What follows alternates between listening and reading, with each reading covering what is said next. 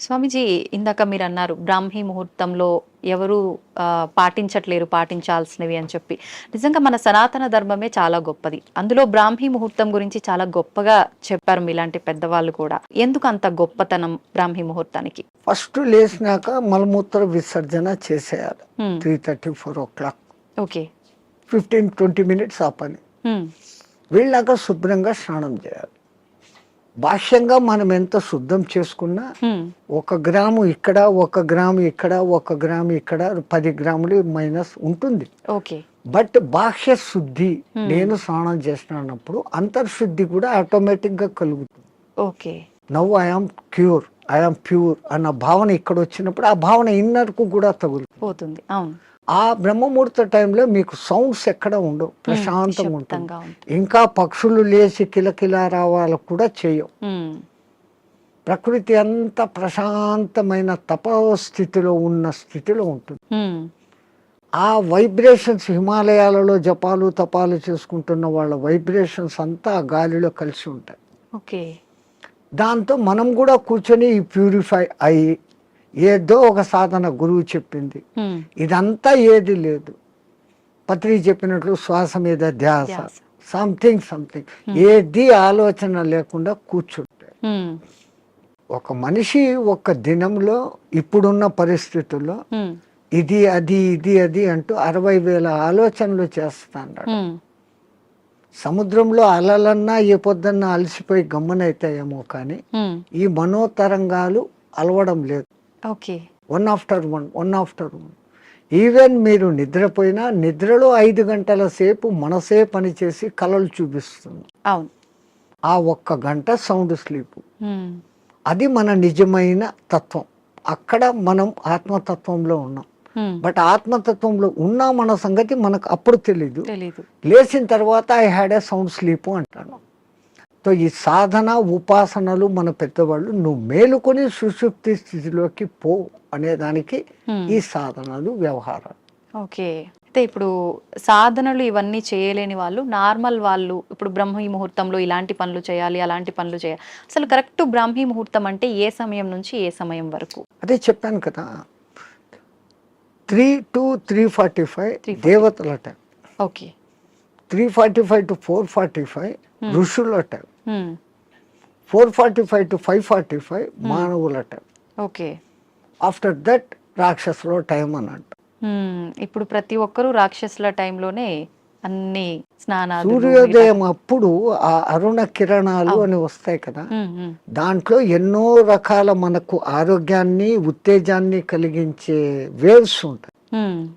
Ultraviolet, infrared, electromagnetic, దానికి ఏమో ఇప్పుడు ఈ పేర్లన్నీ పెట్టారు. అప్పుడు సూర్యుని 7 వర్ణాలకు కలుపుకొని దాంట్లో తెలుపులో 7 వర్ణాలు ఉన్నాయని మన వాళ్ళు గుర్తించి చేస్తాను ఆ సాధన, వర్ణ సాధన. ఇప్పుడు అదే కలర్ థెరపీ అని మళ్ళీ బయటకు వచ్చింది. రంగు బాటళ్ళలో నీళ్లు పెట్టి సూర్యుడి దగ్గర పెట్టి బయట ఎండలో 7 రోజులు అట్లా పెట్టిన నీళ్లు తాగితే ఆ కలర్ కు సంబంధించిన జబ్బు ఉన్న వాళ్ళకి క్యూర్ అవుతారు. ఒక్క సూర్యుడు ఆరోగ్య ప్రదాత అని మన వాళ్ళు చెప్పారు. దాంట్లో నుంచే ఇన్ని వస్తున్నాయి. ఇప్పుడు మన భూమి మీద పెరుగుతున్న మూలికలు అన్నీ పెరుగుతున్నాయంటే సూర్యుడు ఆధారం. నైట్ పూట తన సూర్యకిరణాలనే చంద్రుని మీదకి పంపించి అక్కడి నుంచి రిఫ్లెక్ట్ అయ్యి అది ఔషధులకు శక్తిని ఇస్తున్నాడు సర్కిట్. ఓకే. సో అందుకే మన పూర్వీకులు గుర్తించి ఆరోగ్యం భాస్కరాది చేత అన్నారు. ఆరోగ్యం సూర్యుని చేతిలో ఉంది. ఓకే. స్వామిజీ, ప్రాణాయామం ఇది చేసే వాళ్ళు ఎక్కువ కాలం జీవించే అవకాశం ఉంటుందంటారు కదా? 100%.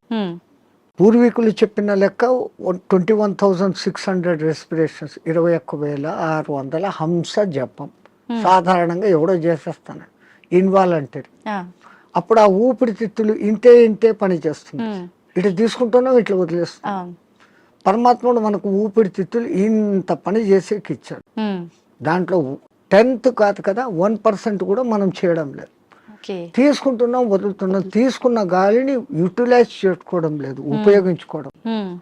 ఆ దానికి ప్రత్యేకంగా ఈ పూరక కుంభక రేచకాలు అనే ప్రాణాయామ వ్యవస్థ పెద్దవాళ్ళు పెట్టారు. ఓకే. సంపూర్ణంగా ఊపిరితిత్తులు నిండేంతగా దీర్ఘంగా శ్వాస తీసుకొని ముక్కులు మూసేస్తాం. ఓకే. ఆ తర్వాత బలవంతంగా ఆ గాలిని మింగుతున్న ఫీలింగ్ చేసి కడుపులో కూడా గాలి పోతోంది అని చెప్పి మళ్ళీ ఒకసారి ముక్కులు ఓపెన్ చేసి ఇంకొంచెం తీసుకుంటాం. అంత గాలి తీసుకొని మన కెపాసిటీని బట్టి 30 సెకండ్స్ 40 సెకండ్స్తో ఆరంభించి నెలలు సంవత్సరాలు గడిచేసరికి 2 మినిట్స్ 2.5 మినిట్స్ వరకు ఆ కుంభకంలో ఉంచినప్పుడు తీసుకున్న గాలి మొత్తం యూటిలైజ్ అయ్యి కణాలు ఇడిచిన కార్బన్ డైఆక్సైడ్ అంతా వచ్చి బయటకు వచ్చేస్తుంది. అది రేచకం. ఈ విధంగా చేయడంలో మనకు శాస్త్రజ్ఞులు మన ఆ పూర్వీక శాస్త్రజ్ఞులు చెప్పింది ఇడా పింగళ అనేది సూర్య చంద్ర నాడులు. ఒక ముక్కు ద్వారా చల్లని గాలి బాడీలోకి వస్తుంది, ఒక ముక్కు ద్వారా వేడి.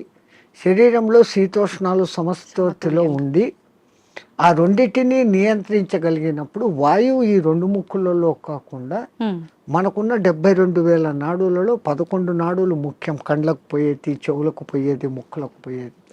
ఇవన్నీ కాకుండా ఈ 11 మళ్ళీ సుషుమ్న అనేది మూలాధార చక్రం నుంచి సహస్రారం వరకు కనెక్టివిటీ కలిగిన ఒకే ఒక్క నరం.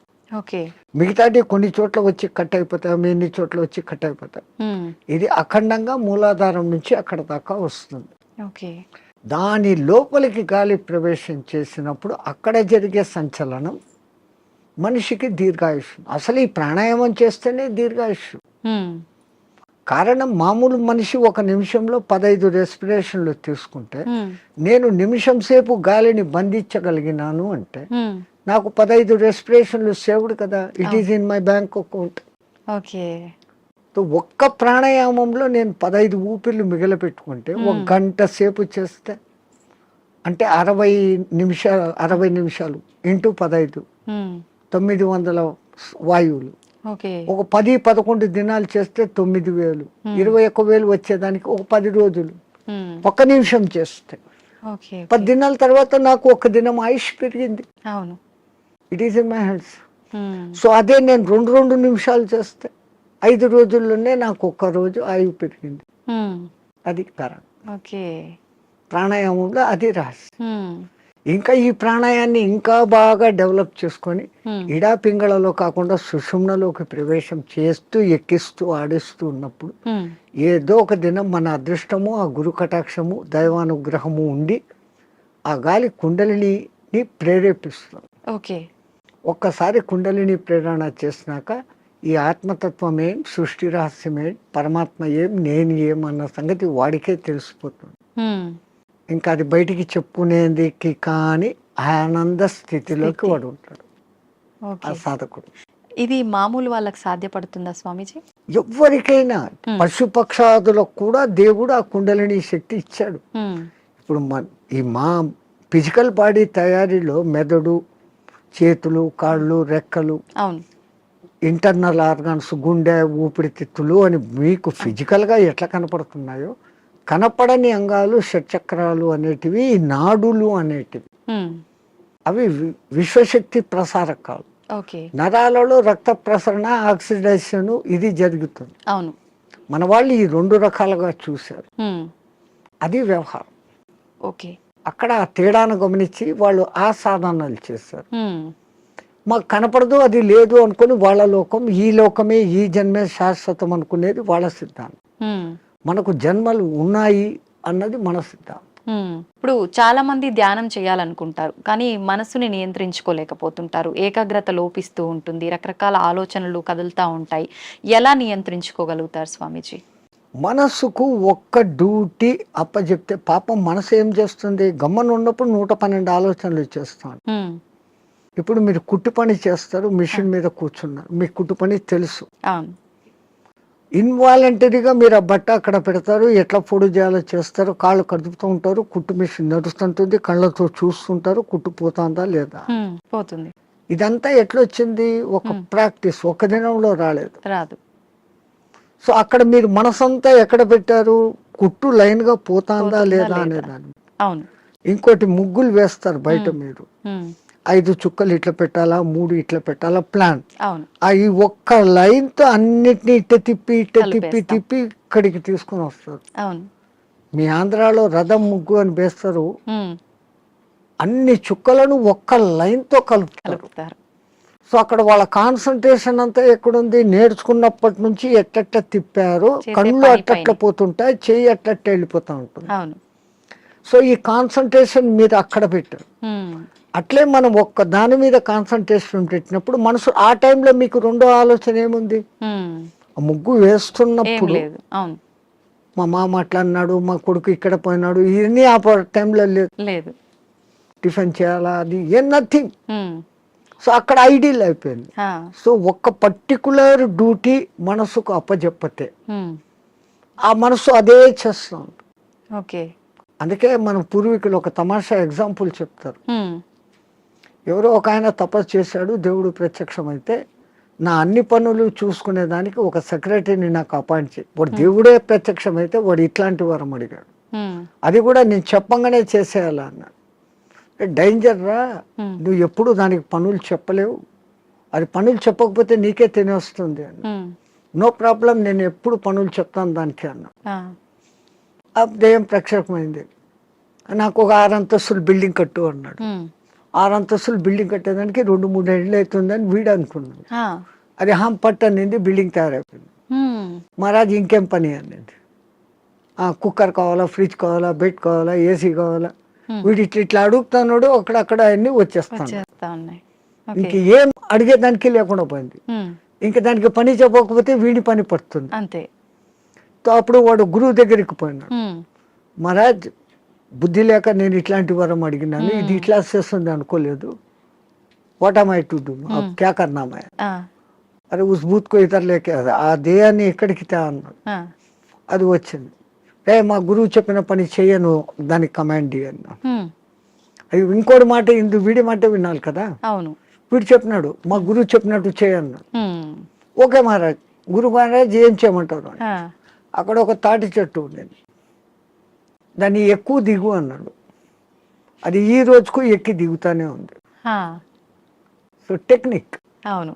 అట్లా ఇదే దృష్టి, మనం ధ్యాస, నేను చెట్టు ఎక్కుతున్నాను, ఈ చెట్టులోకి శ్వాస ఎక్కి దిగుతా ఉంది. ఓకే. దాన్ని అబ్జర్వ్ చేస్తూ ఉంటే మీ మనస్సుకు ఉమ్. ఇప్పుడు ఇంకా అదే డ్యూటీ. అవును. అవును. దానికి రెండో డ్యూటీ లేదు, ఆ దేయానికి రెండో డ్యూటీ, మనసుకు రెండో డ్యూటీ లేదు. లేదు. ఈ ఎక్కి దిగడం గమనించడం, ఉమ్. అదే ప్రాణాయామ ప్రక్రియలో కూడా ఓకే. దాన్ని మంత్రంతో జోడించి చేస్తే ఇంకా శక్తివంతం. ఓకే. మన బాడీలోని కణకణము మంత్రబద్ధమైతూ ఒకానొక దినానికి ఈ మాంసపిండం మంత్రపిండం కాగలుగుతుంది. ఉమ్. మంత్రంతో అనుసంధానం చేస్తారు. ఓకే. మంత్రాలు చదవలేని వాళ్ళు ఉంటారు, ఉమ్. మాకు మంత్రాలు ఇష్టం లేదు, మేము మతం కాదు అనేవాళ్ళు అంటే ఉంటారు. మంత్రం ఎవరికి వాళ్ళు చెప్పుకోవాలా స్వామిజీ, ఉపదేశం తీసుకోవాలా గురువుల దగ్గర నుంచి? అందుకే గురువు అవసరం, గురు బినా విద్యా నహి అని. ఆ. కొన్నాళ్ళు ఆయన దగ్గర శిష్యరికం చేసినప్పుడు వీడు దేనికి సూటబుల్, ఉమ్. నేను ఇచ్చే విద్యను వీడు సద్వినియోగం చేస్తాడా, దుర్వినియోగం చేస్తాడా. ఉమ్. అందుకే పాతకాలంలో కొన్నాళ్ళు నా దగ్గర సేవ చేయి అంటారు. ఉమ్. మన మెంటాలిటీ అర్థమైపోయింది. ఓకే.